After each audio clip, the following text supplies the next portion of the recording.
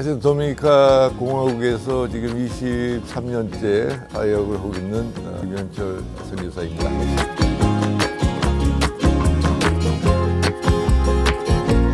저는 불교 집안에서 태어나갖고 한국에서 살다가 서울에서 중학교 졸업하고 고등학교 시험에 떨어져갖고 1964년도에 미국으로 갔습니다.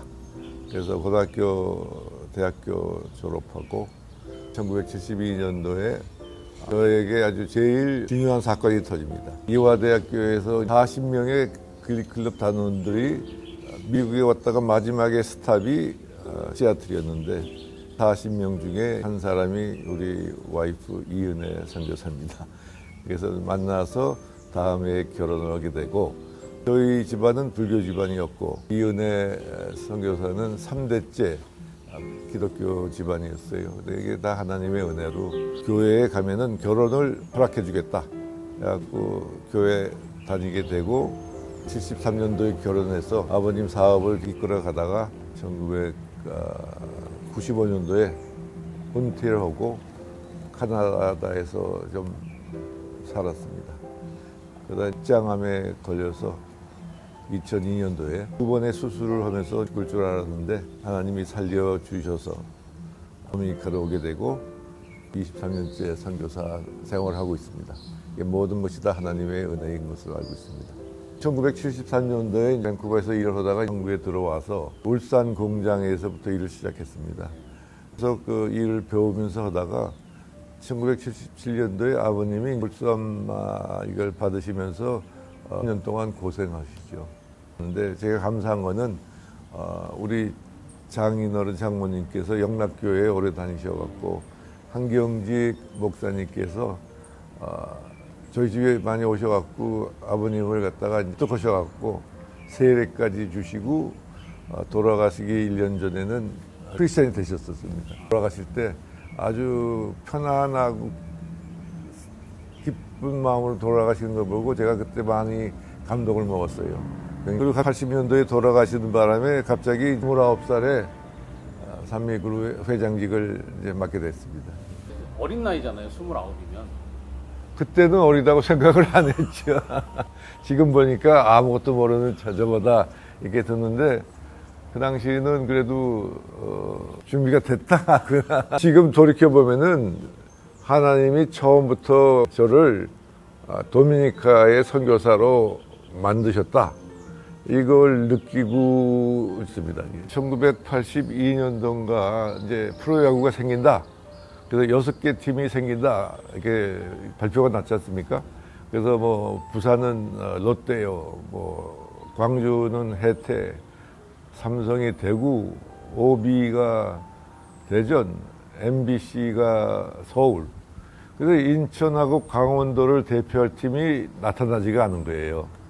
그 KBO에서 여러 군데하고 문의를 했지만도 노노노 해갖고 하루 전에 5팀으로 시작이 된다 발표가 날라고 그래갖고 제가 인천에 조금 연고도 목재로 있고 강원도에도 대한철광이라는 광석도 있고 해서 하여튼 그러면 우리가 맡아서 하자 그렇게 말씀드렸죠.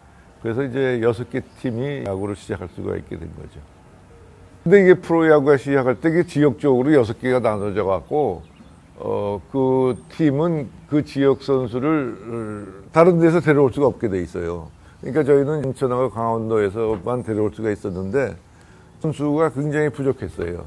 그래서 첫 해에 출질했고 18연패를 했는데 뭐 야구는 좋아하지만 너무 지고 하니까 안 되겠더라고. 그래서 KBO에다가 이렇게 해갖고도 우리 다시 못하겠다. 다른 팀한테 한 선수 한두 명씩 주게 해라. 그 당시 아마 장훈 고문으로 있었을 겁니다. 제일동포를 2사람을 장명부, 이영구 2 선수를 이제 데려올 수 있게 됐습니다. 그 다음에 전기에 장명부 선수가 30승 하지 않습니까? 그러면서 1등으로 계속을 달렸어요. 그래서 전기에 우승을 하나 보다 했는데 김진영 감독한테 무슨 일이 생기셔갖고 감옥소에 가게 됩니다. 그런 바람에 전기에 2등으로 끝나고 후기를 준비하기 위해서 백인천 선수 겸 감독으로 모셔왔어요. 후계 1등으로 쫙 달리는 거예요. 근데 또 끝에쯤 가갖고 백인천 감독이 감옥소에 또 들어가게 됩니다. 그런 바람에 또 2등으로 끝나갖고 우승을 못 해보고 그 다음 해 청보에 김정우 회장님께서 자기네들이 필요하다 해서 저희가 이제 매각을 하게 됐습니다. 야구하면서 저희로서는 굉장히 뭐 이익도 봤습니다.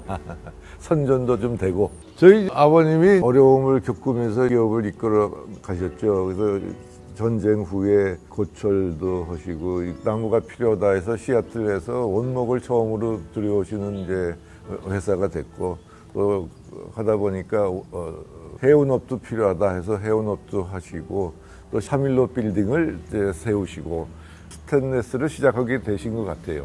14년도인가 박정희 대통령께서 우리나라에 광의산업, 특수광이 필요하다. 꼭 해야겠다. 근데 아마 아무도 못 하시겠다 했는데 저희 아버님이 75년도에 하시겠다 하시면서 창원에 100만 평 규모의 이제 특수광 공장이 저거 됩니다. 또 20년 동안 13개에서 제일 가는 특수광 회사를 만들어 보자. 그러면서 열심히 뛰었죠. 지금 저거 아니지만 내가 정주영 회장님하고 우리가 83년도에 아웅산 사건 때문에 가는 일이 있었습니다만은 그 당시에 그 비행기 위에서 정주영 회장님이 전두환 대통령하고 얘기를 해서 기업인들은 아웅산에 가지 말고 골프 치게 해주쇼. 그게 스케줄이 완전히 바뀐 거예요. 만약 안 바뀌었으면은 우리는 아웅산 거기 대열에 딱 있어갖고 갔었을 거예요. 그래도 골프장에서 그 소식 듣고 아주 저거 했는데 정주영 회장님한테 감사하게 생각하고 있죠. 그러다가 19년도에는 2억 불로 카나다에 하나밖에 없는 특수광 회사를 인수하고 미국에 한 100년 된 경험을 갖고 노하우를 갖고 있는 알테크 회사를 인수를 하게 됩니다. 세계 제1의 특수광을 만들어 보자 하고 열심히 뛰었습니다만은 그 당시에 무슨 일이 생기냐면 1995년도에 김영삼 대통령 때 기업인을 다 그냥 검찰로 조사를 받게 하는 겁니다. 왜 전두환 대통령한테 돈 줬느냐? 그러더니 또 불러요. 왜 노태우 정권에 돈 줬느냐? 이런 식으로 하면서 제가 이때구나. 여기까지가 제가 해야 될 것 같다. 그런 생각으로 관둘 마음을 갖고 제 남동생이 착실히 김현배 후임 회장인데 열심히 저를 돕고 일을 해왔어요. 한 10여 년 동안. 그러면서 어느 정도 위치에 올라가 있었고 한 회사의 사장으로 기획조정실장으로 그래서 제가 그날 하루 불러갖고 오늘부터는 자네가 회장이다. 나는 간다. 그래서 내가 할 수 있는 거는 카나다에 있는 회사에 가서 좀 도와주겠다. 그러고 이제 95년도에 모든 걸 내려놓고 떠나게 되죠. 만약에 제가 그때 떠나지 않았으면은 벌써 지옥에 가 있었을 겁니다. 스트레스요, 위에 아프고. 근데 저희 아버님도 50대 초반에 암으로 돌아가시고, 저희 할아버님은 저는 얼굴도 못 봤어요. 그래서 저도 이제 올해는 못 살겠다, 이런 생각을 했기 때문에도 좀 모르죠. 45이지만도 얼마 살지 몰라도 가족들 좀 같이 좀 살아야 되지 않겠느냐, 그런 마음도 많이 있었죠. 그래서 그때 결정을 잘 내린 것 같습니다. 그때 안 했으면은 지금 이 자리에 없었겠죠.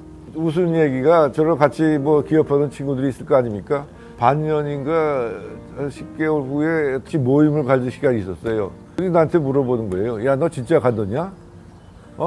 진짜 간두지 그러면 가짜로 간두냐? 왜? 그랬더니 내가 알던 사람들은 대부분 다 떠나고 김 회장 팀으로 가잖아요. 그 당연한 거 아니냐? 그렇게 이제 얘기가 있었어요. 자문도 안 하셨어요? 통화도 안 했어요, 전화도.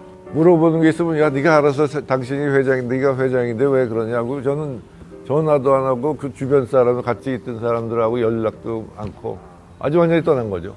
동생은 성격이 많이 달랐어요. 건실한 회사, 좋은 회사를 만들고 싶다. 그러면서 제가 95년도 말에 떠났는데 96년도 말부터 97년 초에 회사의 창원 공장에 특수광 봉제 분야를 포항제철에다가 팔겠습니다. 그래요. 그러면서 카나다에 있는 공장도 포철에다가 매각을 해야 되겠습니다. 그래서 해라. 그래서 그 당시에 제가 이제 워크 퍼미트 갖고 일을 하고 있었는데 포철에 넘어가 버리면은 제가 거기서 일을 못하니까 그때 이제 영주권을 신청하게 되죠. 그 영주권을 신청하다가 좀 문제가 생겨갖고 이제 이렇게 됐죠. 우리 동생은 팔면서 재무구조가 제일 좋은 그룹으로 만든 거예요. 그 당시에 한보철강이라는 회사가 있어갖고 김영삼 대통령하고 문제가 좀 있었던 것 같아요. 저는 뭐 지상과 신문으로만 봤는데 뭐 600억을 어쩌고 받았던 한보철강의 부도가 나는 것 같아요. 그다음에 이제 구속하고 은행장들이 네 군데 은행인가가 구속이 되는 것 같아요. 그래서 제 동생이 그 당시에 그걸 팔았단 말입니다. 그러니까 주거래은행은 제1은행하고 산업은행한테는 부채가 0 아닙니까? 그러니까 그 사람네들은 이제 더 안 물리려고 그럴 거고. 근데 그 조그만 몇십억도 안 되는 그 어음들이 돌아가면서 회사를 갖다 부도를 낸 거예요. 정부가 구속시키고 이러니까 분위기가 완전히 아주 안 좋을 거 아니에요. 그렇게 해서 갑자기 저거 된 거예요, 그게. 조금 말이 안 되는 거죠. 만약에 팔질 않았다, 그러면 절대로 부도가 안 났죠. 제1은행하고 산업은행으로서는 자기 이걸 갖다가 끌고 가야 하기 때문에 부도 낼 수가 없는 거예요. 그러더니 원래 이제 동생이 맡아갖고 얼마 후부터 나한테 형 다시 와서 좀 도와줘. 아, 난 이제 끝난 거다 해서 계속 그렇게 해왔었죠. 그래서 동생한테 좀 미안한 것도 있죠. 동생은 하여튼 많이 고생하고 있다가 이제 카나다 가서 커다란 트럭 운전하고 살아가고 있어요. 얼마 전에 이제 몇 달 전에 이제 그걸 정리했다 그러던데 한 10여 년 동안 트럭 운전으로 살아갔고. 그래서 한국 쪽 보고 오줌도 안 넣어요, 그 친구는. 그만큼 상처를 많이 받은 거죠. 열심히 좋은 회사를 만들어 놓고 하더라고는데 그렇게 돼버리니까.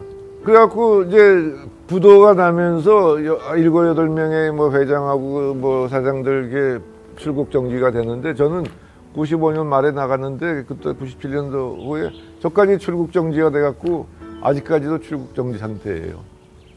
95년 이후에 지금까지 이제 떠돌이 생활하고 있는 거죠.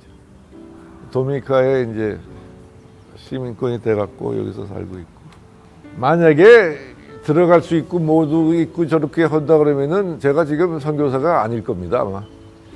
들어갈 수도 없고, 뭐, 오로지 도미니카에 20년 동안 하나님이 만들어 놓은 계획을 이제 해나가라.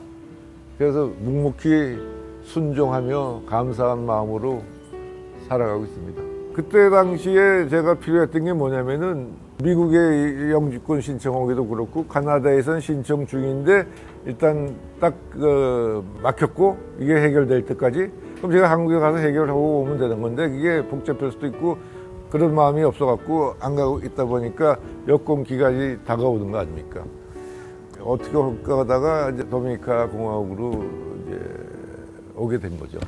수술한 의사가 연락이 돼갖고 와서 이제 재수술을 했죠. 그러면서 완전히 그 장을 다 그냥 쌀겨 버린 거죠. 그래서 이제 이 백을 갖다가 이제 전 죽을 때까지 차고 다녀야 됩니다. 다시 복귀가 안 되고. 2005년도에 이제 IT에 처음 가게 됐는데 총뿌리로 막 되는 거예요. 그냥 내리라 뭐라고. 근데 뭐 하여튼 계속 버티고 있게 했는데